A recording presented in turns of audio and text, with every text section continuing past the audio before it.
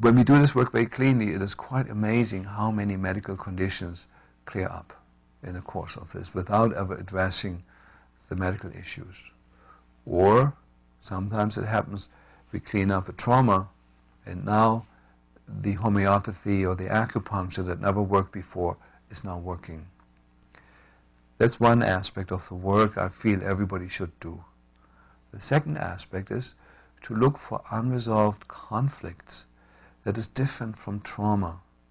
For example, it is very common in a boy's life that there is some usually unconscious competition with dad about mom.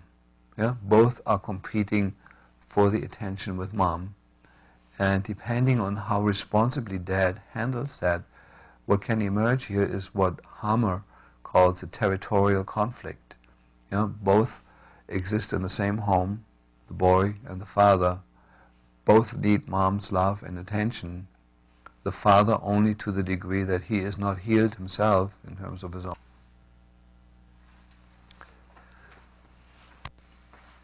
If in this case the boy has to suppress his need for closeness to mom out of fear of being reprimanded by dad, this territorial conflict, as we call it, will typically lead in the boy later on in life, when he is 40, 50 or 60 years old, to prostate cancer. And so the second part of my work is recognizing patterns in families, usually originating in unsolvable conflict situations. And the pattern recognition and cracking those patterns is a great joy to do that in the office. With every pattern of unhealthy internal dysfunction that we can resolve, there's usually a number of medical symptoms that simply fall away from the patient. So this is the second aspect of the work that I strongly recommend and do in the office. Now the third and last part that I feel is an absolute necessity is the systemic family work.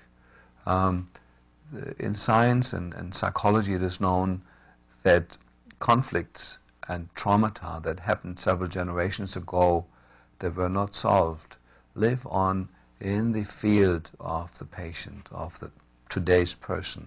So this would be like the grandchild or the great-grandchild.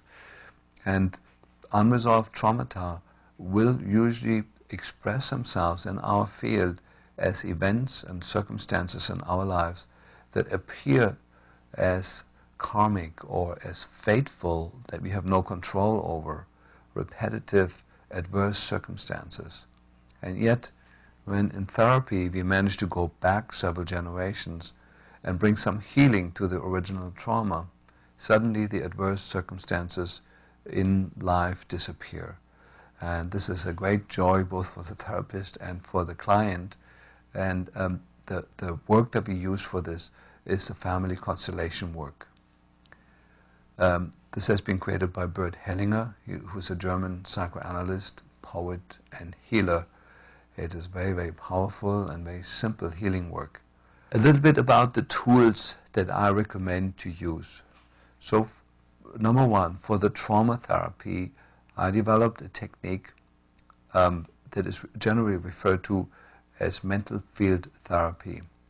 The origin, the source of this are many other types of treatment. I worked with Milton Erickson in the later part of his life, and one of my great mentors was David Cheek, one of the major co-authors and friends of Milton Erickson, who developed a method by using finger signals. The patient is in a semi-conscious state and learns from the subconscious to allow his body to give physical signals by lifting a finger for yes and one for no, that allows the therapist to engage in a dialogue with the subconscious where the content is brought to light that is lost otherwise to the conscious mind, and often the place, the arena where the healing needs to happen. I translated that technique into a muscle testing kinesiology-based technique that again had many influences.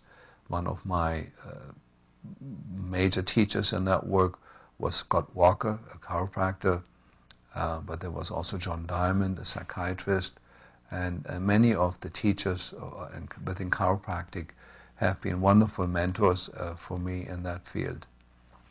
So the techniques that have emerged. For trauma technique, I use mental field therapy, which simply uses the tapping of acupuncture points, eye movements, color glasses, drawing of pictures that we let the patient do, and a few other techniques that often involve a combination of acupuncture or acupressure-based techniques and psychotherapeutic methods.